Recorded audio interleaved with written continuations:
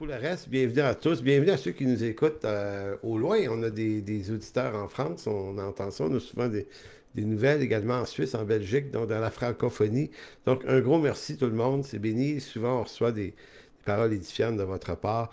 Donc, on vous souhaite la bienvenue à notre prédication de l'Église en chemin en ce dimanche 20 octobre 2024. Donc, cette semaine, j'ai intentionnellement choisi de quitter la série sur l'évangile de Jean. J'ai profité de ça, du fait que on est dans un autre format, donc ça donnait bien. La raison, c'est que j'étudie beaucoup un sujet ces temps-ci. Je m'intéresse à la démonologie. Donc, toute cette question des séductions du diable sera faire une théologie nette à partir du Nouveau Testament, de ce qu'il en est, pour préciser, circonscrire le phénomène, parce que c'est un phénomène qui s'épivarde dans toutes les directions des fois, avec une marge d'erreur tellement énorme, et ça prend de plus en plus de place aussi. Donc, j'ai commencé à travailler là-dessus et ça m'est venu à l'idée de partager ça donc aujourd'hui. De dire, ben, pourquoi pas? Pourquoi pas parler de ce sujet-là et de voir s'il y aura une suite? C'est pas sûr, on verra. Donc, j'ai intitulé ça Quand l'ennemi de l'Église la séduit de l'intérieur. Donc, quand l'ennemi de l'Église la séduit, mais de l'intérieur. Donc, on est habitué d'entendre, lorsqu'il est question de phénomènes démoniaques, c'est comme une attaque qui vient de l'extérieur ou des trucs comme ça. Puis on est habitué également à remarquer les phénomènes démoniaques plus spectaculaires. Il y a des gens qui courent après ça comme si c'était un spectacle. Et pendant que je vous propose l'idée que si c'est un peu comme un vol de banque. Si tu es le malin et tu veux séduire les gens, là, quand tu veux faire un mauvais coup, attire l'attention sur quelque chose de spectaculaire en ville. Pendant ce temps-là, va faire ton coup secrètement, en secret, de façon plus discrète, et ça risque de marcher plus. Bon, donc, toute la motivation pour moi, c'est que je suis quand même pas mal troublé en ce moment depuis quelques années par tout ce qui se passe dans le monde chrétien, évidemment. Évidemment, il se passe énormément de choses troublantes dans le monde en ce moment, avec toutes sortes d'idéologies politiques et philosophiques. Maintenant, ça se passe. Mais moi, je suis pratiquement plus troublé par ce qui se passe chez les chrétiens en tant que tels, dans les églises. Puis peut-être que vous direz que ça ne me regarde pas, mais ça nous regarde tous un peu lorsqu'on on voit des déviations qui arrivent. Donc, actuellement, un des grands problèmes, c'est que 1001 prophètes qui s'autoproclament prophètes de toutes les sortes, avec toutes sortes de puissances, qui vous promettent 1001 nouvelles puissances et 1001 nouvelles bénédictions pour vous sentir mieux. Donc, l'intention est bonne au départ. Mais qu'en est-il réellement de cette affaire-là? Donc, il faut s'en parler, puis revenir à l'Écriture pour le voir plus clairement. Donc, évidemment, je ne suis ni prophète ni devin. Donc, c'est pas, je suis pas en train de vous dire, le Seigneur a mis sur mon cœur. Non, c'est l'Écriture. C'est l'Écriture qui m'inspire, tout simplement, à travers des études, des recherches que je fais. Donc, je suis pas prophète, je suis pas devin, mais je suis quand même capable, comme beaucoup, de reconnaître que les temps troublés et troublants dans lesquels nous vivons en ce moment et qui affectent l'Église et les chrétiens, ben, ça ouvre la porte à de nombreuses dérives qui mettent des églises locales en danger. Moi, j'ai ressenti ça au moment où la COVID-19 est arrivée, là, dans les années, je pense en 2019, ça a commencé au printemps. Et à l'époque, ce qui s'était passé, vous vous en souvenez, c'est une bonne partie du monde évangélique avait sombré dans le complotisme puis dans le conspirationnisme. Puis il y en était beaucoup question. Puis c'est déjà un problème. Vous remarquerez aujourd'hui que ça s'est calmé. Pourquoi? Parce que la plupart des prophètes qui ont prophétisé des choses à l'époque dans dans cette situation-là, ont bien vu que finalement, le vaccin, c'était pas la puce, le chiffre de la bête là, de Apocalypse 13. Puis ils ont bien vu que, vous savez, quand il fallait avoir un code QR pour aller dans un restaurant, il y en a qui disent, ah, s'ils veulent nous contrôler, ça va rester, ça. Moi, je dis, ben non, ça restera pas, ça va partir. Évidemment, après avoir prédit les pires choses, finalement, on est revenu à un monde à peu près normal, ou complètement normal, mais il est resté quelque chose de ça. Et ça a fait naître quelque chose d'autre. Et c'est ce quelque chose d'autre-là qui m'intéresse aujourd'hui. C'est-à-dire qu'il y a une anxiété qui est demeurée, il y a une nervosité, et il semble que on peut profiter de cette affaire-là. On peut... En d'autres mots, si tu es un faux prophète puis que tu veux proposer des affaires à 50 pièces là aux gens pour les sortir de leur trouble d'anxiété, ben c'est le temps parce qu'il y a beaucoup de chrétiens qui vont pas bien. Maintenant, ils vont pas bien pourquoi? Est-ce qu'ils ont besoin d'une délivrance? Est-ce qu'ils ont besoin d'une nouvelle puissance? Est-ce qu'ils ont besoin d'une nouvelle destinée? Est-ce qu'ils ont besoin d'un déblocage? Parce que c'est ça qu'on propose en ce moment. Puis je ne sais pas si comme moi vous êtes témoin de ça, mais là, ça pullule en ce moment sur les réseaux sociaux. Donc, il y a de l'activité démoniaque. L'activité démoniaque, généralement dans les églises, est décrite par ceux qui s'y intéressent comme, surtout, c'est toujours en rapport avec le côté plus spectaculaire de la possession ou ce genre de truc-là qui explique la plupart des mauvais comportements humains. Donc, dans beaucoup d'églises, mais pas dans toutes, mais dans beaucoup d'églises, tout est une question plus ou moins de démons, de petits, de gros, de grands, pour associer démons et différents types de problèmes. Alors que l'Écriture ne suggère jamais ça. Il y a des possessions. Il n'y en a pas beaucoup, mais il y en a quelques-unes. Jésus s'en occupe. Et si vous avez remarqué comme il faut, les démons sont jamais vraiment...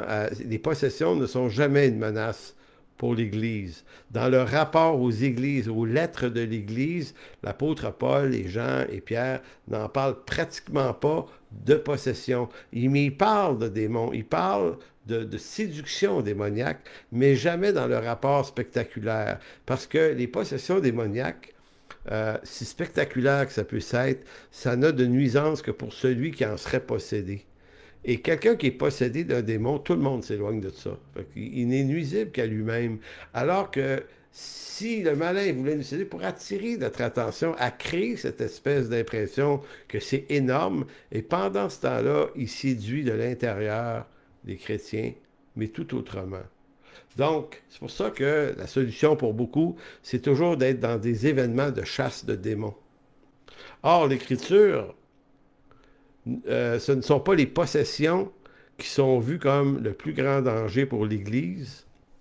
Non, l'activité démoniaque pose un danger énorme pour l'Église à travers une autre forme de stratégie que l'apôtre Paul, en Éphésiens 6, 10 et 11, tournez là si vous avez votre Bible, va appeler les ruses du diable. Donc, je lis ça, Éphésiens 6, 10. Au reste, fortifiez-vous dans le Seigneur et par sa force toute puissante, revêtez-vous de toutes les armes de Dieu afin de pouvoir tenir ferme contre les ruses du diable. Donc, le diable a des ruses. Et vous n'allez pas voir dans le texte de Paul aucune forme de possession ici. Il va parler davantage des ruses et on va voir d'autres textes. L'apôtre Pierre en parle aussi, l'apôtre Jacques.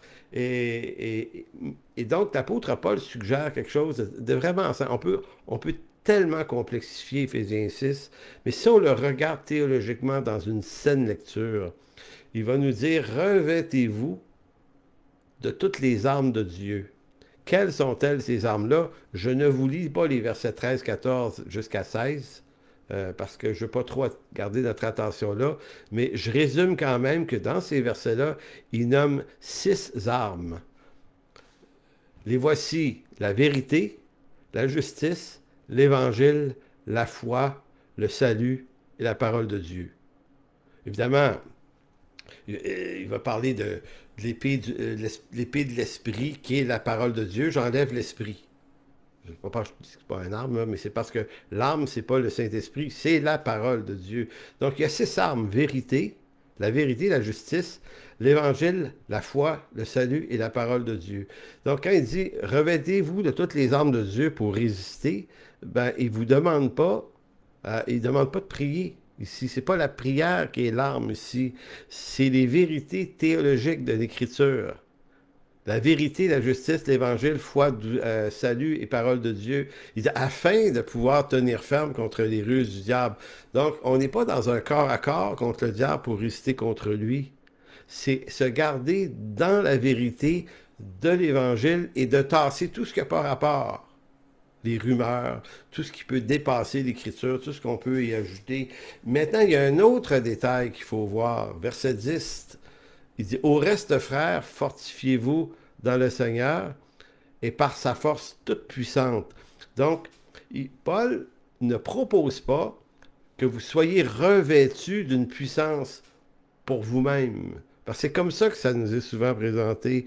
Hein? Viens là, on va t'imposer les mains, puis tu vas recevoir une puissance. Évidemment, c'est une puissance qui est le Saint-Esprit qui survient sur vous, mais l'Écriture ne dit pas que c'est une puissance à vous.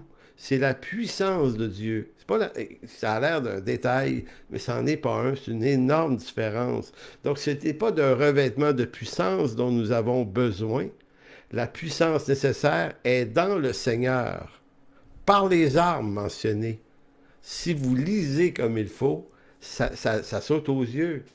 Dieu ne vous rendra pas puissant. Sa puissance à lui est dans le revêtement des armes que sont vérité, justice, évangile, foi, salut et parole de Dieu. Mais on dirait qu'on cherche tout ailleurs. On cherche dans des buzz, dans des effusions. On essaie de trouver quelque chose. Mais la vérité là-dessus, elle est théologique. Le mot ruse, pour tenir ferme contre les ruses. Le mot ruse, c'est un mot que, on l'a en français, le mot c'est méthodiaque, d'où on tient le mot méthode. Il dit le malin a une méthode, il y a des méthodes de séduction. Le mot méthodia dans le grec, ça se dit de celui qui est habile à tromper par le moyen de la tricherie. Donc, le malin, c'est un menteur, c'est le père du mensonge. Donc, il est toujours dans la tricherie. Donc, ces séductions ont pour but de nous tromper.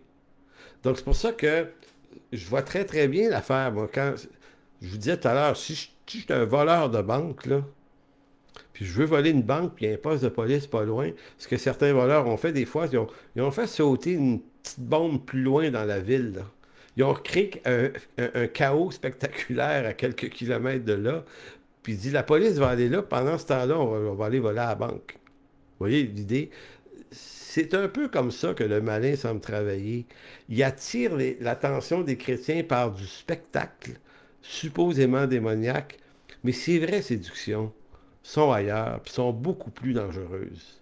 Donc, à trop regarder le diable dans son côté spectaculaire ou dans le côté spectaculaire de son activité par un supposé déploiement de puissance pour le chasser, est bien plus une de ces ruses contre l'Église, car pendant que les chrétiens y mettent tout leur regard et toute leur attention, il détruit et ravage l'œuvre de Dieu là où ça compte encore plus, c'est-à-dire nous tenir loin autant que possible de l'instruction profonde de l'Écriture. La chose dont on a le plus besoin, frères et sœurs, c'est de l'instruction de la parole. Et c'est ça, les 6 parties de l'armure du chrétien: vérité, justice, évangile, foi, salut, parole de Dieu. Il n'y a rien de spectaculaire dans ces 6 mots-là. C'est de l'apprentissage. Maintenant, si le malin arrive à vous conduire dans un milieu chrétien où il n'y a à peu près pas d'instruction, mais qu'on est toujours en train de chasser des démons, ben moi, je pense que vous êtes tombé dans le piège.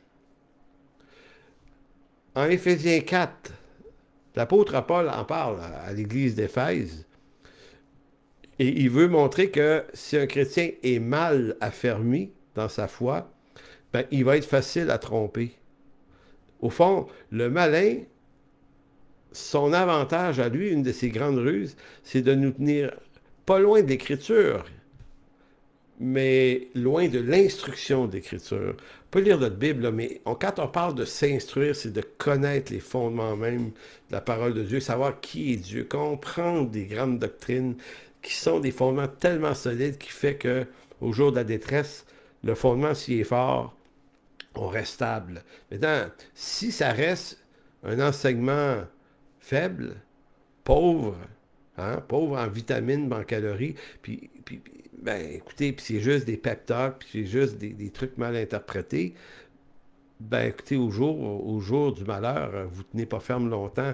Donc c'est pour ça que Paul va donner l'importance des ministères donnés à l'Église dans Éphésiens 14.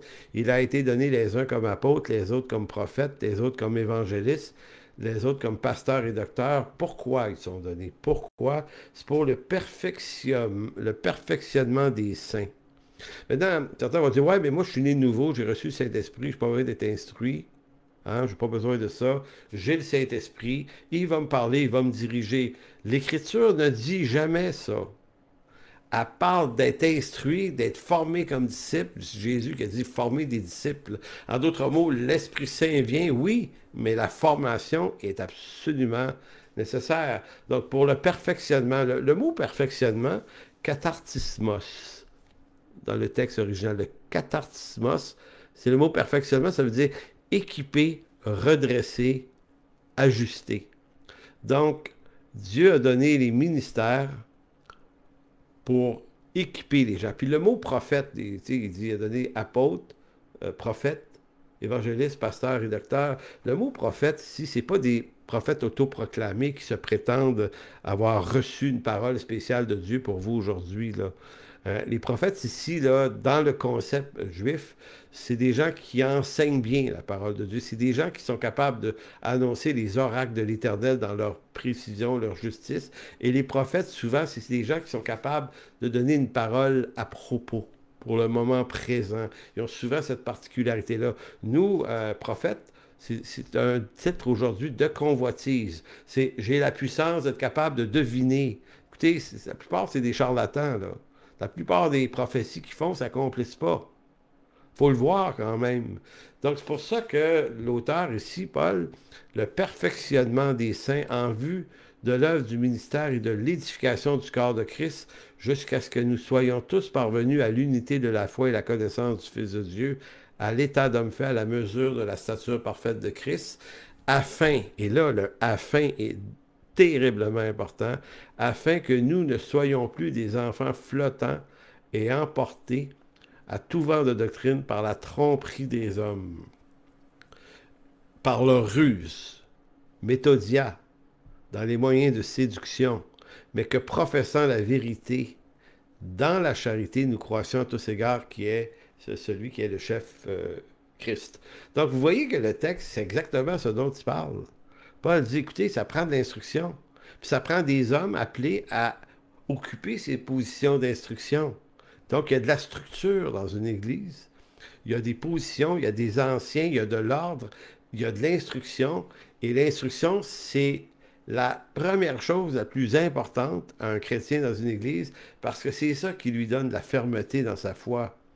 Donc, tu sais, le mot flottant et emporté à tout vent de doctrine, là, le mot flottant veut dire qui dérive sur des vagues, et le mot emporté, c'est périphéro dans le grec. Périphéro. Donc, étant amené en périphérie. Donc, c'est comme si le malin et les fausses doctrines et tout ça, ce qu'ils veulent faire, les tromperies des hommes, c'est de nous amener, nous éloigner du cœur de la chose qui est l'Écriture. Nous faire se balader dans la périphérie. C'est la périphérie, là, c'est pas loin de la vérité. Hein, le malin, là, c'est le père du mensonge, mais sa stratégie de mensonge, c'est pas de dire le contraire de la vérité. C'est d'utiliser en partie la vérité puis de la tronquer juste un peu. Souvenons-nous, en Matthieu 4, que Jésus est au désert et le malin peut même citer l'Écriture. Donc, c'est pas parce qu'il y a de l'Écriture que ce n'est pas une tromperie. Donc, ainsi agissent les faux prophètes. Il y a toujours un fond biblique dans ça. Donc, quand notre foi n'est pas affermie sur de solides fondements bibliques, qu'est-ce qui se passe? On se trouve à risque de se laisser emporter en périphérie de la vérité par des loups ravisseurs, trompeurs, qui profitent de notre ignorance. Comme si, et là c'est souvent ce qu'on entend, c'est un peu comme si le salut en Jésus-Christ, voici comment c'est présenté. Oui, le Seigneur t'a sauvé, mais c'est un peu comme une voiture neuve de base. Je ne sais pas si c'est encore comme ça, ça fait longtemps que je n'ai pas acheté une voiture, mais tu achètes une voiture, puis tu as le modèle de base, sans option.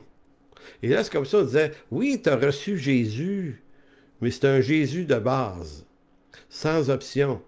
Maintenant, il te manque des options, et nous, on va te la donner. Hein? Il te manque un baptême de ceci, un baptême de feu, il te manque un boost de foi, il te manque... Donc, c'est comme, viens vers nous, on va te fournir les autres morceaux qui te manquent. J'exagère à peine. J'exagère à peine. On utilise la manipulation de vous dire qu'il vous manque quelque chose. Et c'est peut-être pour ça que votre vie n'est pas si heureuse, puis si dans la plénitude. On vous dit, on vous vend un faux rêve. On vous dit à votre vie là, de chrétien, vous devrez être des gens de plein de bonheur, heureux, qui vivent jamais aucune tribulation, puis que vous autres, vous êtes supposés d'être heureux, de rentrer dans votre destinée, puis tout va bien. Vous allez être riche, prospère, heureux, jamais agacé par rien, victorieux de tout, parce que vous êtes plus que vainqueur. Écoutez, on se sert de textes bibliques pour vous vendre le modèle du chrétien, hein, parfait, puis là on vous dit, puis si toi ça va pas si bien que ça, là, c'est parce qu'il te manque des morceaux. Il y a des options. Et le Seigneur m'a donné l'onction de te fournir les options. Viens me voir, viens à notre église, viens à telle soirée, ou suis ma formation qui coûte des milliers de dollars, des fois j'ai vu ça. Alors que dans l'Écriture, Matthieu 29, Jésus a dit une chose, il vous manque rien les gars. Il dit aux apôtres, là, il y a 2 apôtres, vous allez faire des disciples, vous allez enseigner-les à observer tout ce que je vous ai prescrit. Il manque rien, mais instruisez-les. Donc, si on a un besoin le plus fondamental quand on est croyant, c'est l'instruction de la parole. En gros, si vous avez l'impression que votre vie avec Dieu ne comble pas tous vos besoins, vos espoirs de bonheur, que vous devriez être plus heureux, plus rempli de l'esprit, ben, si vous pensez que c'est ça et que des gens arrivent à vous faire croire que vous n'êtes pas si heureux que ça, mais que les autres ont la solution, eh bien, cet état d'esprit vous prédispose à tomber entre les mains de faux prophètes qui profiteront de cette fragilité qui vous rend vulnérable. En fait, marcher avec Dieu, c'est pas facile. On est à contre-courant. C'est difficile. Il y a des jours difficiles. Jésus avait dit aux apôtres, il dit, vous aurez des tribulations dans le monde, mais j'ai vaincu le monde. Mais vous allez en avoir des tribulations. Il va y avoir des revers de fortune. Il va peut-être avoir des rejets qu'on va vivre. Il y a toutes sortes d'échecs. C'est ça, exister. Quand on n'est pas croyant, c'est ça exister. On est visité par une somme de malheurs. On est malade, un cancer de temps en temps avec ça. Bref, c'est ça la vraie vie. Maintenant, Dieu nous donne une espérance. Oui, il va bénir nos vies, puis on va avoir des moments heureux, puis des moments bénis, puis de plénitude. Ben oui, dans le corps de Christ, on vit ça souvent. Mais notre espérance, notre vraie délivrance, elle est au retour du Seigneur. Donc, c'est pour ça que si on exploite l'idée qu'il vous manque quelque chose et que vous croyez ce discours-là, ben là, vous rentrez en déficit. Ça, c'est comme l'action du cinéma, ces films d'amour qui ont créé cette impression que, tu sais, tu regardes des films d'amour, ils sont tous beaux là-dedans, le gars, la fille, c'est merveilleux, ils sont heureux, tout se passe bien, puis là, toi, tu te dis, hey, moi, je regarde mon mari, là, il me manque quelque chose, là, c'est pas fort. Tu sais. En d'autres mots, on est dans un monde dont les ruses consistent à élever nos convoitises de toujours quelque chose de mieux, de toujours être plus riche, plus quelque chose. Donc moi, c'est pour ça que je milite pour apprendre à vivre la vie normale et ordinaire dans la foi, avec les tribulations, puis les bons moments. Puis c'est pour ça que Paul dit, faut pleurer avec ceux qui pleurent. Hein? 1 Corinthiens 12. Ça veut dire que ça est pleurante la vie. Elle est pleurante la vie. On va se réjouir avec ceux qui se réjouissent, puis on va pleurer avec ceux qui pleurent. Puis ça, c'est la vraie vie qui est exposée dans l'Écriture. Donc, il y a toute une série de menteurs et de faux prophètes qui veulent vous faire croire autre chose, parce que ainsi parlent les faux prophètes en vous disant qu'il vous manque beaucoup de choses, et ce quelque chose, ils le possèdent. Ils sont tellement fins qu'ils veulent vous le partager. Écoutez, il y a énormément de manipulation dans ça. J'ai rien contre l'idée qu'on prie pour des frères et des sœurs qui vivent des choses. On fait ça à notre Église. On prie pour des guérisons, des fois. On prie pour toutes sortes de choses. Ben oui, on croit ça, mais on ne doit pas exploiter cette affaire-là.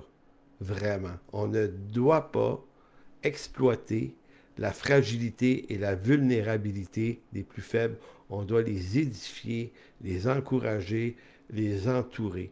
Il faut se souvenir, pour ceux qui étaient chrétiens des années 90, le phénomène, le mouvement Vineyard aux États-Unis, au Canada, et après ça, en 94, Toronto Blessing, la bénédiction de Toronto, qui a fait courir des millions de chrétiens dans le monde qui sont tombés dans une ruse du malin. Là. Il y avait supposément une grande bénédiction, les gens se faisaient imposer les mains, ils tombaient en pamoison, faisaient des bruits d'animaux, puis c'était vraiment, vraiment, mais complètement bizarre. C'était évident que c'était une supercherie, mais tous ceux qui se sont donnés à ça avaient des attentes. Puis moi, ça me faisait de la peine. J'avais plein d'amis au Saguenay dans le temps qui couraient après ça parce que justement, ils avaient l'impression de rien vivre.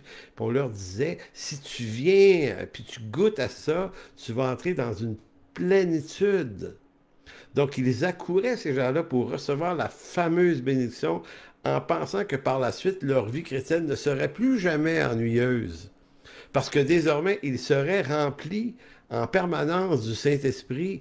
Ben moi, j'ai vu des dizaines de gens, de chrétiens que j'ai connus dans la région du Saguenay, qu'ils ont embarqué dans ça à fond, là. Mais comme ça s'est retrouvé être un pétard mouillé, la déception après est tellement grande qu'il y en a beaucoup que le Seigneur a pris le bord de leur vie. C'est comme si tu te mets des attentes que l'Écriture ne promet pas par des charlatans qui se promènent dans les églises pour les promettre. Donc, dans notre église au Saguenay, je me souviens, tous ceux qui avaient, on enseignait beaucoup l'Écriture, puis ce que ça a fait, c'est que notre église n'a pas du tout été affectée. Les gens disaient, ben non, ben on est allé voir en passant. J'ai participé à 2 soirées pour voir ce qui se passait, puis bon, il ne passait pas grand-chose. J'ai vu ça, moi, du monde tomber à terre. J'ai même vu un homme qui mesurait 6 pieds 2. Il a fait, moi je jouais du piano pour eux autres. Ce soir-là, il a failli tomber sur mon piano, puis casser mon piano en deux. Fait que je jouais de la main droite, puis je retenais le gars pour qu'il tombe de l'autre bord du piano. C'était vraiment rigolo. Ben, en fait, c'était pas drôle, mais c'est ça que j'ai vécu. Et cet homme-là, qui a tombé par terre, qui n'était pas croyant, il s'est réveillé 15 minutes après. Le lendemain, son père il a demandé, puis, le Seigneur dans ta vie. Le gars, il dit, ben rien. Il dit, j'ai perdu connaissance. Puis, il s'est-tu passé de quoi? Non. Il est retourné à sa vie, puis il est resté dans sa vie depuis ce temps-là. Donc, mais ça, le malin, là, il va nous faire triper, puis il va nous faire courir après des choses comme ça. Parce que pendant qu'on court après des trucs comme ça, l'approfondissement de l'écriture et l'instruction est négligé. C'est ainsi que s'amoncellent dans le monde chrétien, mais aussi dans nos églises locales, des pratiques qui n'ont rien de commun avec la parole de Dieu, mais sont le fruit de pseudo-expériences spirituelles passagères sans réel fondement biblique. Donc, on accumule. On accumule à travers les années des choses. Puis on se dit, oui, mais c'est une belle expérience. Puis ça se peut que des fois qu'on ait vécu des vraies expériences avec Dieu. Puis il ne faut pas les rejeter, mais on n'en fait pas une doctrine. On garde les expériences pour ce qu'elles sont, quelque chose de personnel peut-être que le Seigneur a fait dans notre vie, mais on ne peut pas prendre la chose de dire, voici comment Dieu agit. Donc, c'est pour ça que souvent, on accumule ces choses à travers l'âge. Et c'est un peu comme à notre maison, dans vos maisons. Tu sais, on a des garages, on a des sous-sols, des cabanons. Donc, on amoncelle des choses. Tu sais, comme on amoncelle des choses tellement dans nos maisons que nos maisons sont rendues trop petites, tellement qu'on a de bébelles pas utiles. Mais ces bébelles-là bouffent énormément d'espace. Tellement qu'on a de la misère à trouver les choses utiles à travers le tas de bébelles. C'est pour ça que des fois, on fait un ménage. On dit, hey, il y a trop d'affaires. Ben, dans nos églises puis dans nos croyances, il y en a pas mal de choses comme ça. Puis je vais vous donner un exemple parce qu'aujourd'hui, on est le 20, donc dans 11 jours, c'est l'Halloween. Et là, voyez là, le déferlement de délire qui va sortir là-dessus par les chrétiens parce qu'ils vont dire Il paraît que le 31 octobre, il y a une des hordes de démons qui sont libérés de l'enfer, ou de je sais pas où trop où, et qui viennent séduire les gens qui participent à l'Halloween. Moi, personnellement, je participe pas bien, bien. Alors, je m'intéresse pas bien, bien, cette fête-là. C'est pas quelque chose qui m'allume. Sinon, qu'à l'ancienne église où j'étais, on en faisait une soirée d'évangélisation. Puis c'était magnifique. On déguisait nos voitures dehors en fleurs, puis en bonhommes. Puis on offrait du café, puis des chocolats chauds, puis des bonbons aux enfants. Ça nous permettait de leur donner une petite bible aux gens, puis de leur parler un peu, puis de connecter avec le quartier. Et il y en a qui disaient, hey, c'est dangereux ce que vous faites là, parce que ce soir-là, il y a des démons. Écoutez, c'est pas vrai. Il n'y a pas plus de démons le 31 octobre que le 1er novembre. Ça n'existe pas dans l'Écriture. Le Noël des démons.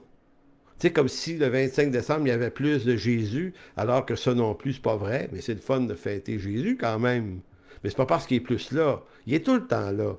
Mais les démons sont déjà vaincus, donc ils sont pas plus nombreux le 31. Mais ça, là, c'est une doctrine fausse qui est proclamée tous les ans. Et j'en ai lu une dernièrement, je vous lis le texte. Actuellement, une annonce est projetée sur Facebook. On l'intitule Breaking Witchcraft. En français, on voudrait dire briser le pouvoir de la sorcellerie. Bon, l'annonce nous demande de nous joindre à eux pour un moment de prière de 20 jours, allant du 11 octobre au 31 au soir, pour briser le pouvoir des sorcières qui, le soir du 31, provoquent des divorces, des abus sexuels, de la violence contre les enfants. Il y avait toute une autre quantité de bébelles que ça faisait. Donc, selon ce groupe chrétien, le soir du 31 octobre à chaque année, l'enfer libère des hordes de démons dangereux qui viennent sur la terre posséder des gens, des enfants, et ainsi de suite. Et moi, là, je vois plein de chrétiens qui mordent à l'hameçon chaque année. J'en ai vu déjà qui ont dit, hey, on se prépare, nous, ce soir-là, là, on va prier pour que les enfants dans les rues soient protégés par le Saint-Esprit des démons qui sont là chez l'os. Une fois au Saguenay, il y avait un gars qui m'avait dit ça. Un frère d'une autre église, puis il me disait, ouais, il y a même des messes noires ce soir-là, ils offrent des sacrifices pour activer la force des démons. J'ai dit, où ça qu'ils font ça? Ben, il dit, dans un certain parc à Chicoutimi. Je dis, hey, sais-tu quoi, on va y aller, on va aller voir ça. Il dit, non, non, c'est trop dangereux. Je dis, ben non, c'est pas dangereux. C'est une gang de menteurs, il n'y a probablement rien qui se passe là. Puis s'ils font ça, là, les démoniaques, là, c'est une gang d'imbéciles, puis de naïfs, c'est juste des séduits par le diable. Ils n'auront pas plus de pouvoir. C'est une machination, c'est une ruse démoniaque. Donc, la source, là, qui prétend qu'il faut briser le pouvoir des sorcières, ça provient, j'ai lu d'autres articles sur eux autres, ils prétendent qu'ils détiennent leur information d'ex-satanistes qui se sont convertis à Jésus-Christ et qui affirment dans le temps participer à des prières d'incantation où ils priaient le diable pour qu'il déploie des puissances séductrices le 31, comme si le diable pouvait recevoir des prières à la manière de Jésus et y répondre, mais plus le 31 octobre. Écoutez, on est rendu où, là? On est rendu où quand on croit des affaires de même? Ben, pourquoi des gens et des chrétiens croient ça? Il y a juste une raison. C'est parce que l'instruction de l'Écriture, de la saine doctrine, n'est pas présente dans leur milieu. Donc, c'est pour ça que je dis que le problème avec ce genre d'idée n'est pas qu'elles puissent être affirmées par des ex-satanistes. Ils ont bien le droit d'exposer leur naïveté autant qu'ils le veulent. Le problème, c'est que les chrétiens mal affermis dans la parole se laissent gagner naïvement par de telles idées. Or, rien dans l'Écriture ne supporte une telle idée qui relève plutôt de vieux mythes qui viennent du monde celtique. Donc, c'est du paganisme, cette idée-là. Donc, on a réussi, dans certaines églises, à transformer un mythe celtique et d'en faire une théologie, une doctrine chrétienne dont on prend tout à fait au sérieux. C'est ça, là, qui se passe. Ben, c'est ça, les ruses du diable. Nous éloigner de l'essentiel de l'Écriture pour nous faire pénétrer dans des rumeurs qui n'ont pas de bon sens bibliquement. Donc, une fausseté devient une doctrine biblique. Peut-être que notre christianisme est dû pour une réforme des croyances curieuses, des bizarres de pratique pour évaluer ce que... attendez, là. Oui, c'est ça. On a besoin d'une forme de réforme pour évaluer ce qui doit être enlevé de nos croyances. Et des fois, c'est des trucs comme ça, mais des trucs beaucoup plus subtils. La vénération d'un fondateur, activer une doctrine plus qu'une autre, prétendre que dans l'Église, la bénédiction, c'est si on fait ceci, si on fait cela. Donc, toute l'histoire que c'est qui dans l'Église, les gens qui sont la crème de la crème parce qu'ils participent. Écoutez, on a tendance à déguiser nos églises en trucs qui ont plus de bon sens, alors que la seule vénération, la seule adoration, c'est à Jésus-Christ seul et à sa parole. Il est de la nature du christianisme de s'encombrer d'une multitude de fausses croyances qu'il ramasse au fil des décennies et des siècles qui viennent étouffer le message de l'Évangile qui est, dans sa plus grande simplicité, le salut par la grâce complète dans une œuvre où tout est accompli, pas seulement le pardon des péchés, toutes les promesses de Dieu, toutes les prophéties trouvent leur plein accomplissement en Jésus-Christ. Je reviens à l'idée, l'Église est souvent comme une maison où l'on accumule des boîtes pleines de choses inutiles. Des choses qui ont déjà servi, mais qui sont obsolètes. Le sous-sol est plein, le cabanon est plein aussi. Donc l'Église s'encombre de croyances qui occupent beaucoup d'espace et qui bloquent la vue des choses qui seraient les plus nécessaires. Vous savez, les grandes réformes du 16e siècle, qu'elles soient calvinistes ou luthériennes ou d'autres, là, ce que ça a permis, ça, c'était de faire le ménage dans l'Église de l'époque pour la délester, la vider de toutes les fausses doctrines qui étaient venues prendre plus d'importance que les saines doctrines. Tu sais, les réformes de Luther et Calvin et les autres ont vraiment fait un grand ménage. D'un catholicisme à l'époque qui s'était embourbé d'une quantité extraordinaire de fausses croyances, qui sont encore là d'ailleurs, mais à l'époque, c'était pire. Il y avait les indulgences plénières. C'est contre ça que Luther s'est élevé avec les 95 thèses. La prière aux saints, la prière aux morts, le culte de Marie qui est venu plus fort, mais un peu plus tard, l'autorité papale, il y en a plein, là, il y en a plein, il y en a plein. Donc, toutes ces croyances qui n'ont rien de commun avec le message de l'Évangile, et vous remarquerez que ce soit avec des catholiques ou que ce soit avec peu importe l'Église qui s'est affectueusement attachée à certaines de ses propres traditions, que si vous les remettez en question, leurs traditions, ils deviennent assez violents, là.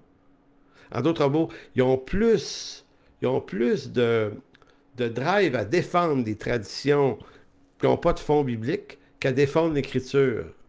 C'est fou, là. On peut apprécier, si vous entendez parler des puritains anglais, pensez pas que puritain anglais voulait dire qu'on parlait d'un puritanisme moral et sexuel. Non, au 16e et 17e siècle, c'est une grande quantité de fameux théologiens qui ont décidé de faire le grand ménage dans la théologie biblique pour ramener toute chose à la simplicité de l'Écriture seule. Sola scriptura. Donc, en ce moment, une partie de l'Église, en tout cas, je peux le dire pour ici au Québec, évangélique, s'enfonce dans une nouvelle série de séductions qui gagne le cœur de nombreux chrétiens qui, par manque de connaissances théologiques, se laissent gagner par des croyances qui sont tout à fait opposées à la parole de Dieu. Et là, vous pourriez penser que ça se remarque tout de suite, là. En fait, le problème, c'est que si vous n'avez pas une bonne instruction biblique, malheureusement, peut-être que vous n'avez pas la lunette qu'il faut pour vous en rendre compte. Tellement que c'est revêtu de textes bibliques. Donc, on prend une idée dans l'Écriture, puis on la twiste un peu. Puis, je vais vous dire honnêtement, j'ai souvent l'impression que ceux qui le font même pas intentionnellement avec méchanceté. Ils pensent que c'est ça. C'est souvent parce qu'il y a une absence de bonne théologie, donc, ou ils ont adopté ou ils ont étudié dans cette forme de théologie, donc ils répètent ce qu'ils ont entendu, puis ils ne se rendent pas compte qu'ils sont en train de dire des âneries que l'Écriture ne soutient pas. Donc, c'est pourquoi le manque de connaissance de l'Écriture, c'est un énorme fléau. Comme je vous disais, je vous en nomme quelques-uns que je répète des fois dans mes cours, mais je vous en mentionne plusieurs aujourd'hui rapidement. Le breaking de witchcraft, là, ça, j'ai parlé tout à l'heure. Je voulais pas vous les décrire tous parce que ça aurait été long, mais il y en a d'autres que j'ai vus. C'est viens chercher ta bénédiction pour atteindre un nouveau niveau, un new level. En d'autres mots, tu n'as pas tout avec ton salut, il y a des niveaux. Il y a des niveaux plus hauts. Ben oui. Puis samedi, on va prier pour toi. Puis tu vas upgrader d'une coupe de niveau. Hey, wow!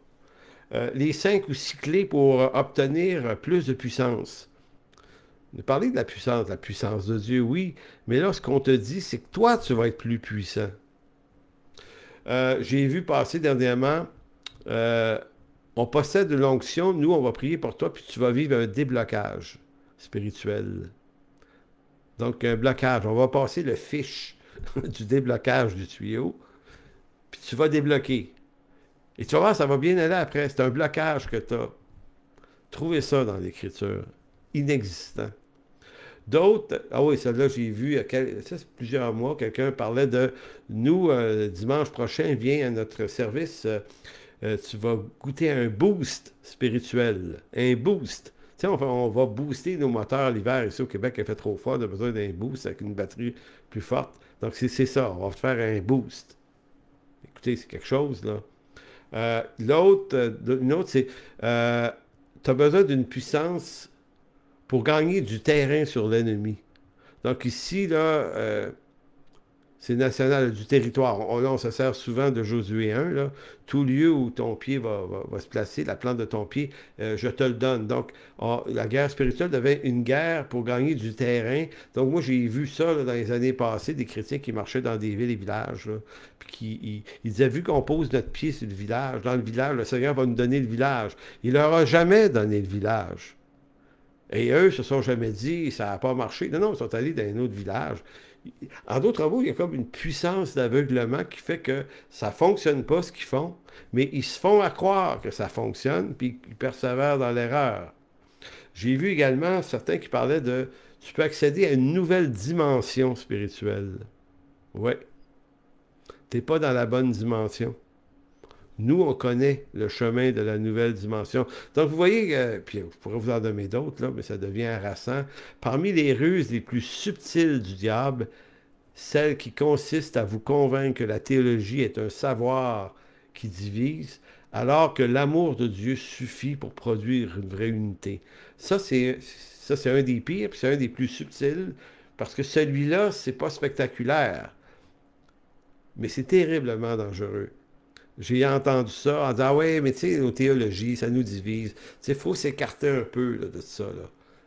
L'amour de Dieu, c'est ça qu'on a besoin. Ça nous unit. Mais il y a un problème avec ce raisonnement-là, c'est que l'unité, selon l'Écriture, ne se fait pas autour de notre conception de l'amour de Dieu, elle se fait autour du Christ lui-même qui nous garde dans la vérité, conduit-les dans la vérité. La prière de Jésus dans Jean 17. Ta parole est la vérité. Donc l'unité dont Jésus parle dans Jean 17, elle est fondée sur la vérité de Dieu, non pas sur l'amour de Dieu. Donc c'est pour ça que beaucoup d'églises même vont vivre des situations difficiles, mais ils vont préférer l'unité malgré le silence des vrais problèmes.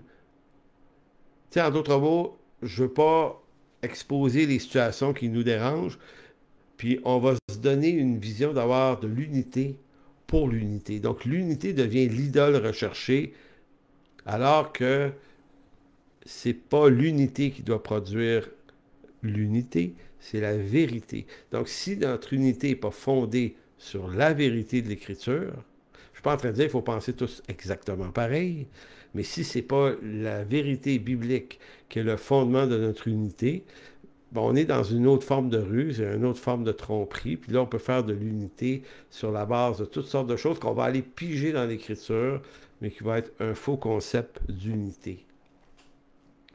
2 Corinthiens 11.3, laissez-moi vous lire, en allant vers la fin, quelques textes qui redisent dans les mots apostoliques ce que j'ai un peu dit depuis une quarantaine de minutes.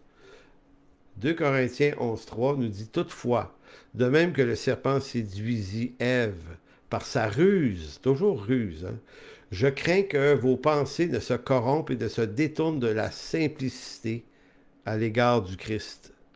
Car si quelqu'un vient vous prêcher un autre Jésus, tu sais, il ne vient pas vous prêcher Satan, il vient vous prêcher Jésus, mais une autre forme de Jésus que celui que nous vous avons prêché, ou si vous recevez un autre esprit que celui que vous avez reçu, ou un autre évangile que celui que vous avez embrassé, vous le supportez fort bien. Donc, il reprochait aux Corinthiens de dire, vous êtes naïfs, vous êtes prêts à vous faire passer n'importe quel évangile, n'importe quel Jésus, n'importe quel esprit, sans rien théologiquement validé. Ça explique pourquoi les Corinthiens n'allaient pas bien. En Galates 1, 6 à 9, ici, c'était la circoncision qui posait problème. Mais voici ce qu'il leur dit, Galates 1, 6. « Je m'étonne que vous vous détournez si promptement de celui qui vous a appelé par la grâce de Christ pour passer à un autre évangile. Non pas qu'il y ait un autre évangile, mais il y a des gens qui vous troublent et qui veulent renverser l'évangile de Christ. Mais quand vous-même, quand un ange du ciel annoncerait un autre évangile que celui que nous vous avons prêché, qu'il soit anathème. Nous l'avons dit précédemment, et je le répète à cette heure, si quelqu'un vous annonce un autre évangile que celui que vous avez reçu, qu'il soit anathème. Vous savez que c'était le problème que Paul voulait attaquer ici, c'était que des faux frères s'étaient dissimulés aux frères de Galate pour leur dire de se faire circoncire. Pas dire, hey, c'est pas si grave que ça, Paul. Il voulait revenir aux rudiments de la loi et commencer par la circoncision. Peut-être la loi, c'est pas un péché, elle est sainte. Mais Paul dit, oui, mais c'est pas ça l'Évangile. Ouais, mais Paul, regarde, on reste dans les affaires qui sont correctes. Ça, c'est comme les chrétiens aujourd'hui qui disent qu'il faudrait refêter toutes les fêtes hébreux du calendrier juif hébreu. Hein? Puis il faudrait ramener des trucs de la tradition juive dans les églises pour être plus de Dieu. C'est la même séduction. Mais là, ici, c'est lumineux, on dirait. C'est pour ça que Satan se déguise en ange de lumière. Et Paul dit, non, c'est pas juste faites attention, c'est pas trop bon. Non, non, il dit qu'il soit anathème, ceux qui disent ça. Donc, vous voyez la sévérité de l'apôtre.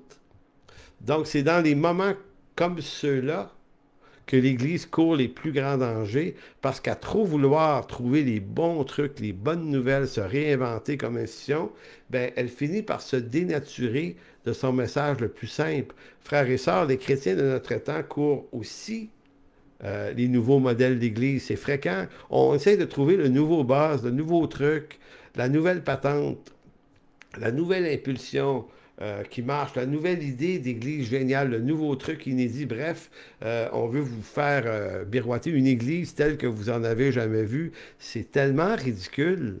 L'Église, là, j'ai pas le droit de la réinventer. C'est pas la mienne, c'est celle du Christ.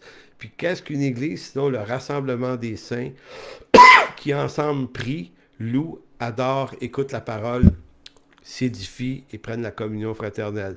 Nous, on dit, ouais, mais c'était un peu ennuyeux ça, en 2024, avec le monde du cinéma et les effets spéciaux. Faut que ça bouge, là. Non, ça ne bougera pas plus. Puis ça va être ça qui va être la chose la plus bénie. Parce que le problème, c'est que quand on se met le pied dans cet engrenage-là, c'est ainsi que bien des pasteurs, voyant, écoutez bien, voyant cela, voyant tout ça, vont entrer dans la danse en se cherchant eux-mêmes aussi un nouveau truc exclusif pour leur Église, en vue de retenir leurs membres et faire concurrence à ce mauvais spectacle. Parce que c'est ça que ça finit par faire. Tu dis, hey, tout le monde a des bonnes idées nouvelles, tout le monde a des nouveaux trucs, des bébelles, de l'inédit. On a quoi, nous autres? Puis là, des gens te regardent, hey, plate notre Église parce que nous autres, on n'a pas inventé des nouvelles. On va rien inventer, on va rester dans l'Écriture. C'est ça l'intention de Dieu pour toute forme d'Église. Je vous dis pas qu'une bonne idée de temps en temps, un petit rafraîchissement, puis décorer les choses un peu. Oui, mais si on le fait par convoitise, de se garder sa map pour se mettre en concurrence, ben là, c'est pour les mauvaises raisons. Hébreux 13, 8 et 9 disait « Jésus-Christ est le même, hier, aujourd'hui et éternellement. » ne change pas. Donc, son Église, elle n'a pas besoin de transformer. Elle va être dans le siècle présent où elle est, évidemment, avec les moyens que chaque siècle donne. On est d'accord avec ça. Mais il n'y a pas de nouvelles révélations. Tout a été dit. Maintenant, quand c'est dit dans la lettre aux Hébreux, Jésus-Christ est le même hier, aujourd'hui, éternellement, c'était justement pour prévenir, verset 9, ne vous laissez pas entraîner par des doctrines diverses et étrangères. C'était déjà là dans le temps, car il est bon que le cœur soit affermi par la grâce et non par les aliments qui n'ont servi à rien. Et donc, vous voyez ici qu'il semblait avoir des pièges qui étaient commis envers les chrétiens juifs, de les faire revenir à toutes sortes d'ablutions de l'Ancien Testament, puis de nourriture, puis de trucs relatifs à la loi. Donc, c'est ça le problème des faux docteurs, c'est que c'est proche, proche, proche de la vérité, mais juste assez tordu pour être égarant.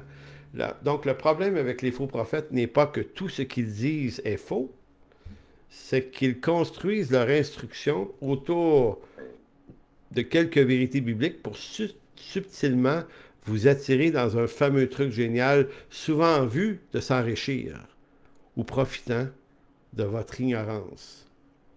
Comment Paul décrit ces gens-là dans 2 Corinthiens 11-13? Il dit, ces hommes-là sont de faux apôtres, des ouvriers trompeurs, déguisés en apôtres de Christ. Et cela n'est pas étonnant puisque Satan lui-même se déguise en ange de lumière. Il n'est donc pas étrange que ces ministres aussi se déguisent en ministres de justice. Et leur fin sera selon leurs œuvres. Jésus, dans Matthieu 7, avait dit, Matthieu 7,15, « Mais étroite est la porte, resserrez le chemin qui mène à la vie, et il y en a peu qui les trouvent. Donc, gardez-vous des faux prophètes. Ils viennent à vous en vêtements de brebis, mais au-dedans, ce sont des loups ravisseurs. » C'est ça le problème, parce qu'ils sont gentils, ils sont fins, ils ont l'apparence de la piété, ils ont tout ce qu'il faut. Mais si vous écoutez attentivement, ils essayent de vous faire croire qu'il vous manque quelque chose et qu'eux vont vous le procurer par une pseudo-onction qu'ils possèdent. Et c'est là que le mensonge vient agir.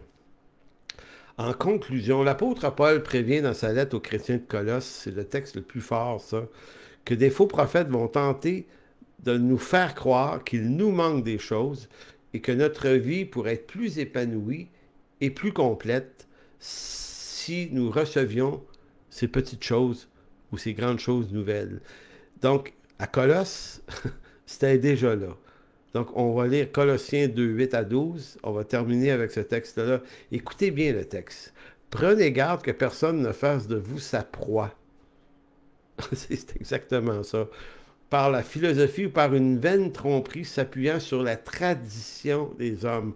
Donc, je vous disais tout à l'heure, dans nos églises, on en bâtit des traditions, des façons de faire, puis on ne se rend pas compte que cette tradition-là, c'est juste, ça a été une bonne idée il y a 10 ans, mais on n'est plus capable de s'en défaire. On devient esclave d'une construction qu'on se fait, puis nos églises là, deviennent de plus en plus garnies de patentes. Là. Puis là, nous, on accuse les catholiques, on dit hey, les catholiques, le statut, le bébel, les idoles partout. Ben oui, mais on n'est pas en train de voir les nôtres qui cachent autant la face du Christ. Donc, il s'appuie sur la tradition des hommes, sur les rudiments du monde et non sur Christ. Car en lui habite corporellement toute la plénitude de la divinité.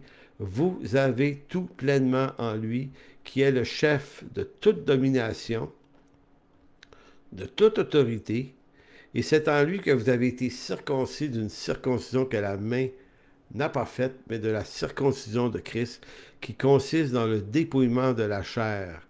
Ayant été ensevelis avec lui par le baptême, vous êtes aussi ressuscités avec lui par la foi, en la puissance qu'il a ressuscité des morts. Donc, l'idée est assez claire. Hein? Vous avez tout pleinement en lui, verset 10. Vous avez tout pleinement en lui. Je répète ça. Vous avez tout pleinement en lui. Manque rien. Peut-être une chose, l'instruction. Et ça, l'instruction, l'Écriture nous dit qu'on en a besoin absolument pour marcher avec Dieu. Donc, frères et sœurs, j'espère que ça puisse être utile. C'est quelque chose que j'ai dans mon cœur depuis plusieurs semaines depuis la fin de l'été. Je vois une explosion de ces phénomènes-là. Et je pense qu'il faut ouvrir la bouche, il faut le dire, il faut le dénoncer. Il faut encourager les chrétiens à avoir un rapport à l'Écriture. Puis une dernière chose vraiment que j'aimerais vous dire, là, que j'aimerais vous dire, et je le dis par rapport à notre Église, il y a beaucoup de gens dans notre Église qui ont déjà été dans des trucs comme ça et qui aujourd'hui apprennent la théologie, apprennent à comprendre l'instruction. Et puis, certains me témoignent, nous témoignent d'une nouvelle belle plénitude, une vraie plénitude. Ils réalisent que c'était l'Écriture, l'enseignement qu'ils avaient besoin. Et ça produit un fruit paisible dans leur vie. Ça produit une stabilité. Ça t'affranchit de tes incertitudes, de tes insécurités. Ça te structure sur la solidité de ton salut en Jésus-Christ. Et s'il y a quelque chose qui est vraiment utile dans des temps difficiles, eh bien, c'est sans doute ça plus que d'autres choses. Alors, merci Père de bénir cette journée. Merci de bénir cette parole. Donne-nous des oreilles pour entendre, des yeux pour voir, un discernement pour discerner. Seigneur, même si ce genre de message peut déranger, Seigneur, peut-être que c'est bon que ça dérange, puis que ça nous ramène là où tu nous appelles, au pied de ta croix, en ta parole. Alors, merci de bénir, Seigneur, de fortifier le cœur de plusieurs. Merci dans ton précieux nom, Jésus. Amen. Donc, bonne journée à tous. Merci d'avoir été là. Et pour, évidemment, les membres de notre Église, on se rejoint dans quelques instants, aussi vite que possible, sur le Zoom pour une vingtaine de minutes, 20-25 minutes encore de discussion ensemble. Alors, que Dieu vous bénisse tout le monde. Au revoir.